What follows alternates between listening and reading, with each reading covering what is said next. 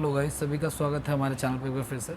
हम लोगों का जो नेक्स्ट लेक्चर है स्ट्रैटेजी का 6th पोर्शन वो हम लोग शुरू करने जा रहे हैं। और उससे पहले आप लोग इस चैनल को एक बार, अगर कहीं अननोन है और पहली बार आ रहे हैं यहाँ पे, तो एक बार इसको सब्सक्राइब जरूर कीजिए इस चैनल को, और इस चैनल के वीडियोज़ को लाइक कीजिए ताकि आपको आगे ऐसी वीडियोज़ मिल सके। ठीक है, आप लोग हमें टेलीग्राम पे भी फॉलो कर सकते हैं ताकि आप लोगों को नोट्स और पीडीएफ्स की पीडीएफ वगैरह जो है वहाँ पर मिल सकते हैं। पीडीएफ के लिंक से आपको, और इस टेस्ट का लिंक आपको वीडियो के डिस्क्रिप्शन बॉक्स में ऑलरेडी मिल जाएगा। चलिए आगे बढ़ते हैं हम लोग विदाउट वेस्टेज ऑफ टाइम। ठीक है, तो गैस हमारा पहला वीडियो है धूम्रपान पर प्रतिबंध लगाने वाला जो देश है, पहला देश, वो कौन सा देश है। तो गैस ध्यान रखना, सबसे वर्ल्ड का one of the most green cities जो कंट्रीज़ है भूटान। भूटान जो है पहला देश है जिसने पहली बार धूम्रपान पर कंप्लीट प्रतिबंध जो है वो लगाया है। सबसे हरित देशों की स्थिति में भी ना परसेंटेज वाइज जो है वो भूटान सबसे आगे आता है। आगे अगर बात करें कि गोल्ड पर्वत श्रृंखला जो है वो कहाँ पे स्थित है, तो अगर ध्यान रखना गोल्ड पर्वत श्रृंखला जो है वो अमेरिका में स्थित है। ठीक है, नेक्स्ट की अगर बात करें नेहरू पर्वतारोहण संस्थान जो है वो किस राज्य में स्थित है गाइस। ठीक है, तो नेहरू पर्वतारोहण संस्थान जो है वो उत्तराखंड में स्थित है। आपको पता है कि उत्तराखंड में ज़्यादातर पर्वत होते हैं और सारी चीज़ें जो है होती हैं वहाँ पे। नेक्स्ट, स्पाइडर का अध्ययन क्या कहलाता है गाइस। स्पाइडर जो है वो बेसिकली मकड़ी को कहते हैं। ठीक है, और मकड़ी के अध्ययन को अर्नेकोलॉजी कहते हैं, ध्यान रखिएगा, ये आपको बुक्स में बहुत कम मिलेगा। ठीक है, निम्नोलॉजी जो होता है आपका वो एक तो निम्नोलॉजी लिखा हुआ है यहाँ पर, लिम्नोलॉजी आपका झीलों का अध्ययन होता है। ठीक है, इस एक्टोलॉजी तो कुछ नहीं होता है, एक इटमोलॉजी होता है जो कि कीड़ों का अध्ययन होता है। ठीक है, पहला यूआईडी कार्ड है ना, यूनिक आइडेंटिटी कार्ड किस राज्य में जारी किया गया था। तो जब यूआईडी कार्ड जारी करने शुरू किए गए थे सबसे पहले महाराष्ट्र से शुरू किया गया था। ठीक है, ये चीज़ें अगला आगे बढ़ते हैं हम लोग। हवाई द्वीप की खोज किसने की थी। ये भी क्वेश्चन काफ़ी इंटरेस्टिंग है। हवाई द्वीप की खोज जो है स्टैटिक जीके में ये क्वेश्चन काफ़ी बार पूछा जा चुका है। ठीक है, तो इसका आंसर जेम्स कुक है, आप कुक से याद कर सकते हैं। ठीक है, जेम्स कुक हो गया। और वैसे एक कैप्टन कुक भी है जिसने शायद आई थिंक ऑस्ट्रेलिया की खोज की थी। ये आप लोग सर्च करना है कि ऑस्ट्रेलिया की खोज जो है किसने की थी। काफ़ी इंपॉर्टेंट क्वेश्चन है, आपको होमवर्क दे रहा हूँ मैं। ऑस्ट्रेलिया द्वीप की खोज किसने की थी, इसका आंसर को लूसेंट में मिल जाएगा, और खैर गूगल तो है ही है। ठीक है, भारत की खोज तो खैर आपको पता ही होगा, वास्को डिगामा ने की थी। ठीक है, विश्व प्रसिद्ध उलंग चाय जो है वो कहाँ पैदा की जाती है। तो ध्यान रखना कि उलंग चाय जो है काफ़ी फेमस है, काफ़ी वर्ल्ड वाइड काफ़ी फेमस है। ठीक है, तो ताइवान में इसकी एग्रीकल्चर जो है इसका होता है, जो इन्वायरमेंट इसका मिलता है वो ताइवान में ही मिलता है। तालिबान नहीं कर रहा मुँह से। ठीक है, नेक्स्ट आगे बढ़ते हैं। सबसे पहली क्षेत्रीय ग्रामीण बैंक की स्थापना जो है वो कब की गई थी। तो सबसे पहले क्षेत्रीय ग्रामीण बैंक की स्थापना जो है वो 1975 में की गई थी। जो ग्रामीण बैंक होते हैं गाइज, उनको जो कंट्रोल करता है वो नाबार्ड कंट्रोल करता है, ध्यान रखना आप लोग। ठीक है, नाबार्ड कंट्रोल करता है। National bank of agriculture and rural development. जबकि जितने भी नॉर्मल बैंक्स होते हैं गाइज उनको आरबीआई कंट्रोल कर रहा होता है ना। आरबीआई एक्ट भी है 1930, आरबीआई एक्ट भी है गाइज 1930। ठीक है, तो उसके थ्रू ही ये कंट्रोल हो रहे होते हैं, 1935। ठीक है, आरबीआई का स्थापना दिवस जो आई थिंक वो 1 जनवरी 1950 शायद, आई थिंक चेक करना आप लोग। मनी प्लांट किस भारतीय बैंक का एटीएम नेटवर्क है, मतलब किस इंडियन बैंक के एटीएम नेटवर्क को मनी प्लांट जो है वो कहा गया है। ठीक है, तो इसका आंसर है कर्नाटका बैंक। कर्नाटका बैंक ने अपने एटीएम बैंक को मनी प्लांट नाम दिया हुआ है। राष्ट्रीय कृषि बीमा योजना कब लागू की गई थी। तो 1919 में गाइस इसको लागू किया गया था। राष्ट्रीय कृषि बीमा योजना को जो लागू किया गया था वो 1919 में किया गया था। नेक्स्ट क्वेश्चन की तरफ बढ़ते हैं। बिग पुश थ्योरी क्या है। ठीक है, बिग पुश थ्योरी जो है ये फिजिक्स से जुड़ा हुआ है। ठीक है ना, एक्चुअली एस्ट्रोनॉमी से जुड़ा हुआ मुद्दा हुआ, एस्ट्रोलॉजी से नहीं। ठीक है, astrology is something which is related to suns, moons, stars in which effect the human life, है ना। वो जो तारों का, ग्रहों का अध्ययन कहते हैं, जो मतलब कि हथेलियों को देख करके जो नक्षत्र बताता है उसको कहते हैं एस्ट्रोलॉजी। एस्ट्रोनॉमी में हम लोग बाकायदे सन के ऊपर क्या चल रहा है, अर्थ के ऊपर क्या चल रहा है या मार्स के ऊपर क्या चल रहा है या किसी भी प्लैनेट पे या किसी भी गैलेक्सी में क्या चल रहा है वो हम देखते हैं, ठीक है। तो इसका आंसर जो हो जाएगा वो आर रॉडन हो जाएगा, ठीक है ना।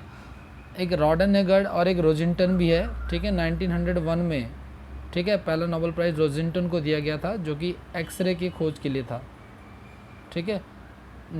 देना शुरू किया गया था 1900 में, पहला दिया गया ये, इसमें भारत को दिया गया, रविंद्रनाथ टैगोर को पहले मिला, दूसरे नंबर पर 1929 में मिला था, 1929 में मिला था सीवी रमन को।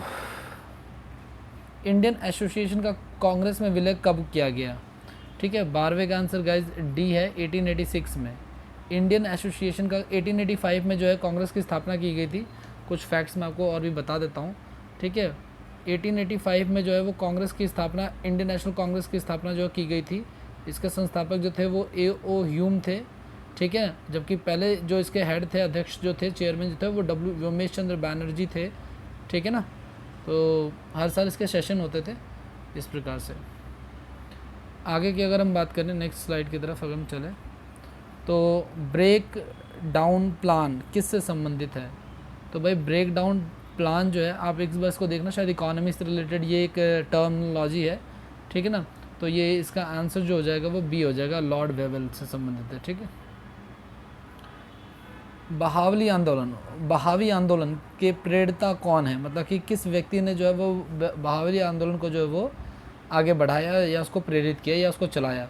सर सैयद अहमद बरेलवी, है ना। हम लोग बहुत कम नाम जानते हैं फ्रीडम फाइटर्स के, बहुत सारे नामों को हमने पढ़ा ही नहीं है, ठीक है। आप इसके बारे में रिसर्च कीजिए तो आपको पता चलेगा।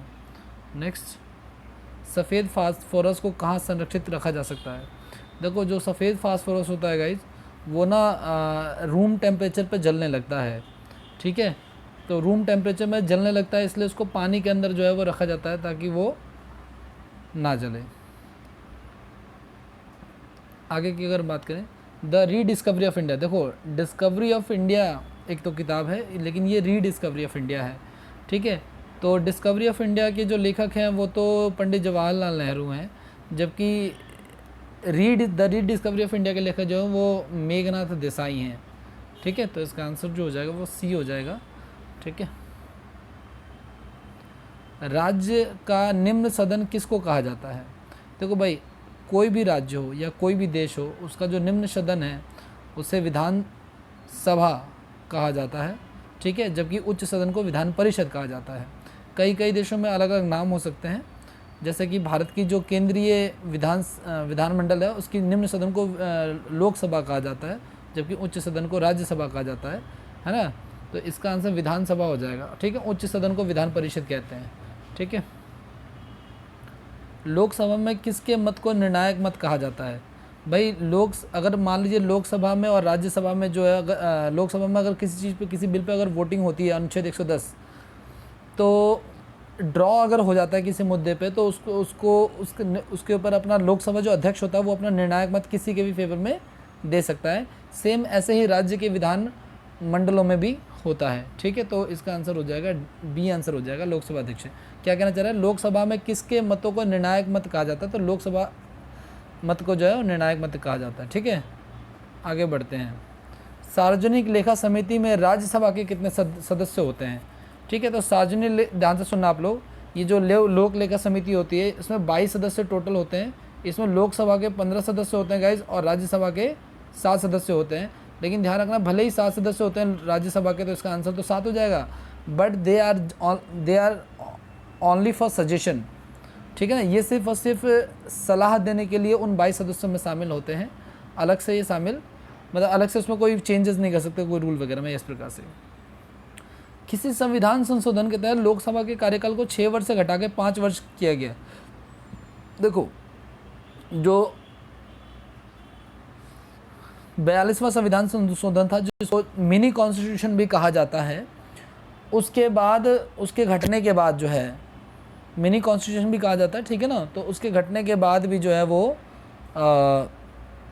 42वें में इसको चेंज किया गया इंदिरा गांधी के टाइम पे। फिर नेक्स्ट जो कॉन्स्टिट्यूशन आया 43 का 44, उसमें इसको वापस ठीक किया गया, ठीक है ना। तो पहले 6 वर्ष कर दिया गया था, बाद में इसको 5 वर्ष किया गया। 42वां संविधान संशोधन जो है, इसमें एक और चीज़ को हटाया गया था गाइज, संपत्ति का जो अधिकार है ना, इसका रिगार्डिंग आप लोग पता करना थोड़ा सा, वो भी से जुड़ा हुआ है। राष्ट्रीय सुरक्षा परिषद का प्रधान कौन होता है? तो राष्ट्रीय सुरक्षा परिषद का प्रधान जो होता है वो प्रधानमंत्री ही होता है, ठीक है। आगे, बेसिलिका ऑफ जीसस कहाँ स्थित है? बेसिलिका ऑफ जीसस कहाँ स्थित है? ठीक है, इसका आंसर गोवा हो जाएगा। क्या उनका जो क्रिश्चियंस है उनका जो है वो प्लेस है ये। ईमेल के खोजकर्ता, ठीक है ना, ईमेल के खोजकर्ता हो गए या इंटरनेट के खोजकर्ता हो गए, काफ़ी पूछा जाता है। ईमेल के खोजकर्ता जो है वो शिवा अयादुरई हैं, ठीक है ना, जबकि शायद इंटरनेट के खोजकर्ता जो है वो टीम बर्नली हैं। आप लोग उसको सर्च कीजिएगा, इंटरनेट के जो खोजकर्ता हैं वो टीम बर्नली हैं। दुबई की जो मुद्रा है गाइस, ठीक है, दुबई की मुद्रा को दिरहम कहा जाता है। दिरहम, ये दिरहम लिखा हुआ है, दिरहम लिखा हुआ है, लेकिन इसको दिरहम पढ़ा जाता है। येन जो है वो येन जो है वो चाइना की मुद्रा है, ठीक है। इसके अलावा और तो कुछ खास नहीं है। नेक्स्ट करते हैं हम लोग, लॉस्ट चाइल्ड 24 हो गया, 25 लॉस्ट चाइल्ड के लेखक कौन है? भाई मुकुल राज आनंद। हालांकि सलमान रुश्दी भी काफ़ी सारी बुक्स के राइटर हैं, उनके भी राइटर जो हैं वो पूछे जाते हैं। जब ये स्टैटिक जीके कंप्लीट हो जाएगा इस, तो हम लोग स्टैटिक जीके का एक कंप्लीट सीरीज़ लेके आएंगे, कोशिश करेंगे उसमें 100 वीडियो हो टॉपिक वाइज, है ना। उसके टॉपिक्स पहले दिन डिस्कस करेंगे, उसके बाद फिर टॉपिक्स लेके आएंगे। आगे बढ़ते हैं, खिलाड़ी माइकल शूमाकर किस देश के हैं? तो भाई खिलाड़ी माइकल शूमाकर जो है वो जर्मनी से जुड़े हुए हैं, जर्मनी राज्य के हैं, ठीक है। दूरी के साथ जो स्थान परिवर्तन कहते हैं, मतलब कि दूरी जो तय की आपने और स्थान परिवर्तन जो किया आपने, ठीक है, उस पूरी प्रक्रिया को विस्थापन कहा जाता है, ठीक है ना, डिस्प्लेसमेंट कहा जाता है। एक स्थान से दूसरे स्थान पर, मतलब दूरी भी तय की आपने और परिवर्तन भी हुआ है, ठीक है, तो उसको विस्थापन कहा जाएगा। आर्थिक उदारीकरण के जनक किसे कहा जाएगा? ठीक है, बड़ा ही इंटरेस्टिंग क्वेश्चन है और शायद सबको पता भी है इसका आंसर। आर्थिक उदारीकरण के जनक जो है वो डॉक्टर मनमोहन सिंह को कहा जाता है। वी ऑल नोज कि 1991 में वो हमारे देश के फाइनेंस मिनिस्टर थे, ठीक है ना, और एलपीजी पॉलिसी लगाने का श्रेय जो है उन्हीं को जाता है। दिल्ली पुलिस के 2017 के एग्ज़ाम में ये क्वेश्चन पूछा गया था। एलपीजी का मतलब क्या होता है? लिबरलाइजेशन यानी कि उदारीकरण, पी का मतलब होता है प्राइवेटाइजेशन यानी कि निजीकरण, और जी का मतलब ग्लोबलाइजेशन यानी कि वैश्वीकरण होता है, ठीक है। तो जब देश में फॉरेन एक्सचेंज फॉरेक्स ख़त्म हो गया था, फॉरेक्स का मतलब फॉरेन एक्सचेंज होता है, तो सब हमने जो है वो एलपीजी की पॉलिसी जो है वो अपनाई थी, जिसके कारण जो है वो, तो इनको ना बेस्ट एशिया का फाइनेंस मिनिस्टर का भी अवार्ड इनको मिला हुआ है, एशिया का, ध्यान रखना आप लोग, ये भी काफ़ी इंटरेस्टिंग चीज़ है। आरबीआई के भी गवर्नर ये रह चुके हैं, ठीक है। नेचर वाइज ये पॉलिटिशियन नहीं है, नेचर वाइज ये प्रोफेसर रह चुके हैं, इसलिए ज़्यादा बोलते नहीं थे, ठीक है। भूमध्य सागर की सीमा कितने महाद्वीपों को छूती है? ठीक है, भूमध्य सागर की जो सीमा है वो 3 महाद्वीपों को छूती है। वो 3 महाद्वीप कौन कौन से गाइस? एक तो अफ्रीका कॉन्टिनेंट को छूती है, दूसरी एशिया को भी छूती है, और तीसरा उसका भी छूती है, क्या नाम है, यूरोप कॉन्टिनेंट को भी छूती है, ठीक है।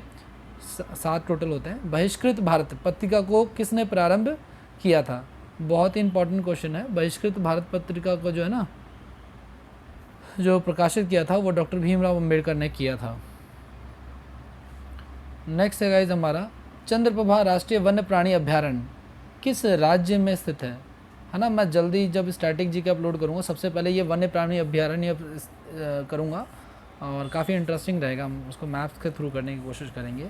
31वें का फिलहाल आंसर जो होगा वो बी हो जाएगा, ठीक है। उत्तर प्रदेश इसका है, चंद्रप्रभा राष्ट्रीय वन्य अभ्यारण्य जो है वो उत्तर प्रदेश में है। इसके अलावा 1-2 क्वेश्चन बड़े ही इंटरेस्टिंग पूछे जाते हैं, जैसे कि सुल्तानपुर पक्षी अभ्यारण्य जो है वो गुड़गांवा यानी कि हरियाणा में है। इसके अलावा भरतपुर बर्ड सेंचुरी भी जो है वो भरतपुर यानी कि राजस्थान में है। महमूद गजनवी ने भारत पर अंतिम आक्रमण जो है वो कब किया था? ठीक है, तो महमूद गजनवी ने भारत पर जो अंतिम आक्रमण किया था लास्ट टाइम जो वो आया, तो वो 11/1/2027 में आया। इसके बाद गौरी के कुछ टाइम बाद इसी के यहीं से एक और व्यक्ति आया, जिसका गजनवी के कुछ टाइम बाद गौरी आया, ठीक है। और उस गौरी के ही गुलाम था एक कुतुबुद्दीन ऐबक, जिससे गुलाम वंश की स्थापना हुई थी। अगला अगर हम बात करें नेक्स्ट, व्यावसायिक कर किसके द्वारा लगाया जाता है? गाइस देखो, कर जो होते हैं वो दो प्रकार के होते हैं, एक तो प्रत्यक्ष कर होता है और दूसरा अप्रत्यक्ष कर होता है। प्रत्यक्ष कर जिसको हम लोग डायरेक्ट टैक्स कहते हैं, और अप्रत्यक्ष कर जो है वो जिसको इनडायरेक्ट टैक्स कहते हैं। ये दोनों ही सरकार द्वारा लगाया जाता है, राज्य सरकार द्वारा भी लगाया जाता है और केंद्र सरकार द्वारा भी लगाया जाता है। ठीक है, फिलहाल यहाँ पे क्वेश्चन ये कह रहा है क्या कि व्यावसायिक कर है ना, तो ज़्यादातर ये व्यावसायिक कर जो है ना, बिजनेस टैक्स जो है, सेल्स टैक्स ये राज्य सरकार द्वारा लगाया जाता है। हालांकि जो जीएसटी है गाइस, जीएसटी में दोनों का हिस्सा होता है। ठीक है ना। आवर्त सारणी का पहला तत्व क्या है? जो आप लोगों ने पीरियोडिक टेबल देखी होगी, उसका जो पहला तत्व है गाइस वो सोडियम है। सबसे हल्का तत्व जो है वो क्या होगा? हाइड्रोजन, जो सभी के साथ जो है बॉन्डिंग बना लेता है। एक बार आप लोग उसको चेक कीजिएगा। ठीक है। देश का पहला वस्त्र पार्क कहाँ स्थित किया गया है? भाई देश का जो पहला वस्त्र पार्क है गाइस वो बेंगलुरु में ही स्थित किया गया। हालांकि इसको सिलिकॉन वैली और ये सब चीज़ें भी कहते हैं। वस्त्र पार्क से जनरली हम लोग रिलेट नहीं कर पाते हैं। हमें लगता है कि वस्त्र पार्क होगा तो ज़्यादातर या तो गुजरात का एरिया होगा, क्योंकि वहाँ पर टेक्सटाइल बहुत ज़्यादा डेवलप है। ठीक है, इस प्रकार से। मयूर सिंहासन का निर्माण करने वाला जो मुख्य कलाकार था वो कौन था? तो इसका आंसर आपको नॉर्मल बुक्स में भी मिल जाएगा, मैंने हिस्ट्री के लेक्चर्स क्लास में भी कराया हुआ है। बेबादल खां जो था वो उसका आर्किटेक्ट था। बनाने वाला जो व्यक्ति था, जो शहंशाह था, उसका नाम ये क्या नाम है, शाहजहाँ था। विधान परिषद में कुल संख्या का कितना भाग विधानसभा में चुन के जाता है? बहुत ही अच्छा क्वेश्चन है, शायद कल ही मैंने क्लास में भी कराया था ये। ठीक है, 37 का जो आंसर है गाइस वो सी है। 1/6 सदस्य जो है वो चुन के जाते हैं। जिस राज्य अभी फ़िलहाल वर्तमान में 6 राज्यों में, ध्यान देना आप लोग, 6 राज्यों में जो है वो विधान परिषद है। ठीक है, पहले 7 राज्यों में था, जम्मू कश्मीर भी, लेकिन अब जम्मू कश्मीर को यूटी बना दिया गया है, तो वहाँ से उसको हटा दिया गया है। ठीक है, एक लास्ट क्वेश्चन गाइस हमारा, भारतीय संविधान के किस अनुच्छेद में धन विधेयक परिभाषित है? धन विधेयक क्या है, इसके बारे में क्या परिभाषा? तो अनुच्छेद 110 के बारे में जो है वो धन विधेयक है। इसमें वोटिंग के बारे में बताया गया, धन विधेयक के बारे में बताया गया है। ठीक है ना, कोई विधेयक धन विधेयक है नहीं, इस बात का निर्णय जो है वो लोकसभा अध्यक्ष करता है। एक बात और भी ध्यान रखना, एक बहुत ही इंटरेस्टिंग चीज़ बताने जा रहा हूँ। कोई व्यक्ति अगर अपनी चुनाव में अपनी सीट हार जाता है, लेकिन अगर उसकी पार्टी जीत जाती है तो वो मुख्यमंत्री बन सकता है, अनुच्छेद 169 कहता है। ठीक है ना, तो ये भी काफ़ी इंटरेस्टिंग है। तो इतने क्वेश्चन थे फिलहाल हमारे इसमें, और इसमें 1-2 क्वेश्चन कम थे। यूजुअली 43 क्वेश्चंस होते हैं। ठीक है, और एक बार फिर से एंड ऑफ द सेशन जाने से पहले एक बार फिर से आप लोगों से रिक्वेस्ट है कि इसको एक बार आप लोग शेयर, लाइक और सब्सक्राइब कर देना अपने फ्रेंड्स के साथ। इसको शेयर करना मत भूलना।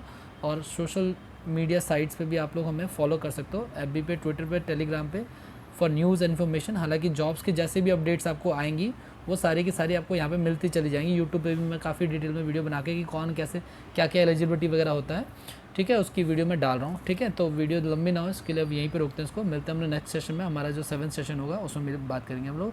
पढ़ते रहिए, रिवाइज करते रहिए। ठीक है, thank you so much for being with us. Thank you.